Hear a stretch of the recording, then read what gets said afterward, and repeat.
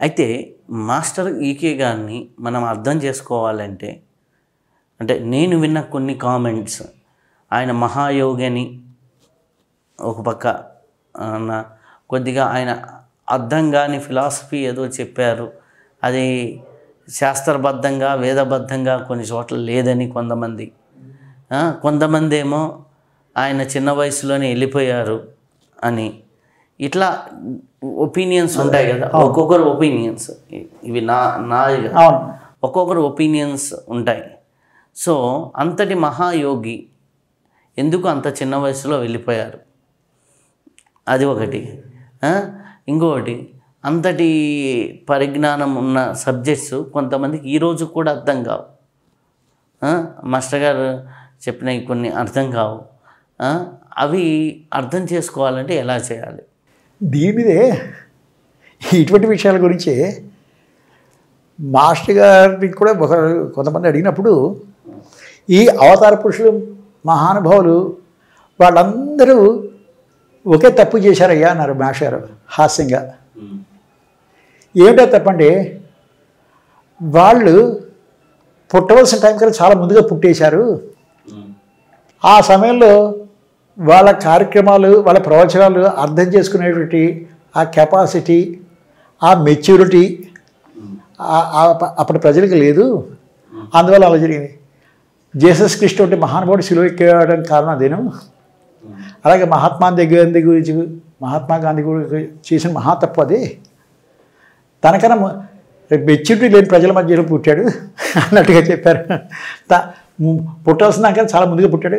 ఆయన 22వ 23వ శతాబ్దంలో పుట్టితే అప్పటి ప్రజల యొక్క మానసిక పరిపక్వత బాగా ఉండి అర్థం చేసుకోగలిగేటువంటి కెపాసిటీని అప్పుడు మహాత్ముని ఇంకా బాగా ఇది చేసేవారు అని. అలాగా ఈకే గారు ఈ రాబోయే ప్రశ్నలకు సమాధానం చెప్పారేమో అనిపిస్తుంటుంది. అలాగే ఇక్రా కృష్ణాచార్య గారి గురించి, ఆయన పని గురించి, వాటి గురించి చెప్పాలంటే ప్రస్తుతం మనం అందరం మనకున్నటువంటి సంకుచిత మనసుతో చూస్తే అర్థం కాదు. మహానుభావులు ఎవరి గురించి అయినా సరే వాళ్ళు చేసే కార్యక్రమాల గురించి అర్థం చేసుకోలేని విశాల హృదయం మనకు ఉండాలంటే ముందు మనం ఆ పరాత్పరుడికి, ఈ చుట్టూ ఉన్న సమాజంలో మనుషుల రూపంలో వ్యక్తం అవుతున్న భగవంతుడికి పూర్తిగా సబ్మిట్ అయిపోయి అప్పుడు చూస్తే అప్పుడు ఈకే గారిలో ఉన్న అద్భుతమైన విశేషాలు అవన్నీ కూడా కనబడతాయి. ఇంకొక సంగతి కూడా అనిపిస్తుంటుంది, ఈయన తెలుగుదేశంలో పుట్టబట్టి ఇంత ప్రఖ్యాతి రావాల్సినంత ప్రఖ్యాతి.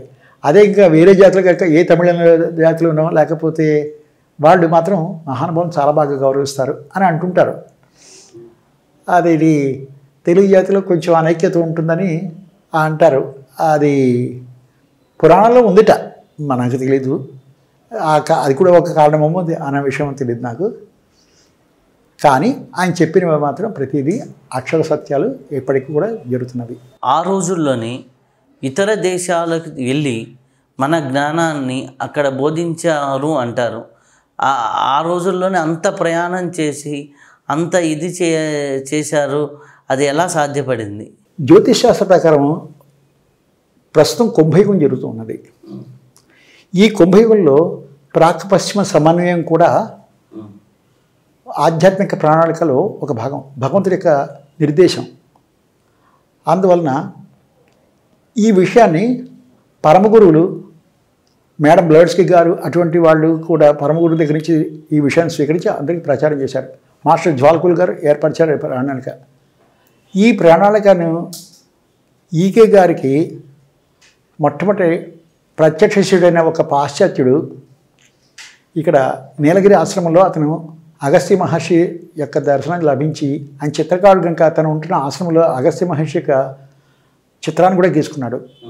అదే అతను మాస్టర్ గారికి అంటే మాస్టర్ గారు రచించినటువంటి కొన్ని వ్యాసాలు ఆయన చదివాడు అడియార్ థియోసాఫికల్ సొసైటీలో. ఆయన అప్పుడు మాస్టర్ గారి దగ్గరికి వచ్చి మాస్టర్ గారి యొక్క ఇది ఈ పరమగురుల ప్రాక్పశ్చిమ సమన్వయ ప్రణాళికలో మీరు కూడా భాగస్వాములం అవుదామా అని అడిగారు. ఆ రకంగా మాస్టర్ గారు విదేశాలకు కూడా వెళ్ళి ముఖ్యంగా ముఖ్యంగా యూరోప్ కంట్రీలో అన్ని చోట్ల కూడా ముఖ్యంగా వెస్ట్రన్ యూరోప్లో బాగాను, అంటే ఇంగ్లాండ్, ఫ్రాన్సు, బెల్జియం, స్విట్జర్లాండ్ మొదలైన దేశాలన్నింటికి, జర్మనీ, అన్ని దేశాలలో కూడా మాస్టర్ గారు అక్కడ ఎంతోమంది ఆధ్యాత్మిక జిజ్ఞాసులు ఉన్నారు. వాళ్ళకి మన భారతీయ సంప్రదాయాల గురించి, వీరి విశిష్టత గురించి వాళ్ళకి తెలియజెప్పడం జరిగింది. చక్కటి భక్తిభావం కలిగి వాళ్ళందరూ స్వీకరించారు. ఇప్పటికీ కూడా కార్యక్రమం నిరంతరంగా శ్రీమాన్ ఇక్రాల అనంతకృష్ణ గారి సారథ్యంలో జరుగుతుంది. ప్రస్తుతం అనంతకృష్ణ గారు శ్రీశైలంలో పాశ్చాత్య శిష్యులకి అంటే వేదము, జ్యోతిషము, ఆధ్యాత్మిక జ్యోతిషము, పురాణ ఇతిహాసాలలోని విశేషాలు అవన్నీ కూడా బోధిస్తున్నారు. ప్రతి ఏడాది అదే గుంటూరు గురు పూజల తర్వాత వాళ్ళందరూ ఒక నెల రోజుల పాటు ఈ విశేషాలు స్వీకరించి మన పూజా సంస్కారాలు అవన్నీ కూడా నేర్చుకుని వాళ్ళు కూడా నిత్య షోడశోపచార పూజ అక్కడ పాశ్చాత్యులు చేస్తున్నారు. ఈ కార్యక్రమం బాగా జరుగుతున్నదే. ఈ ఆధ్యాత్మిక సమన్వయం జరుగుతుంది. పాశ్చాత్యులలో ఉన్న కర్తవ్య నిష్టను మనం స్వీకరించమని చెప్తున్నారు మాస్టర్ గారు. అలాగే మన దగ్గర ఉన్నటువంటి ఆధ్యాత్మిక తత్వాన్ని వారు స్వీకరించాలని మాస్టర్ గారు చెప్తున్నారు. ఈ రకంగా వారిలోని మేలును మనం స్వీకరించాలి, మనలో ఉన్న మంచితనాన్ని వారు స్వీకరించాలని మాస్టర్ గారి ప్రణాళిక.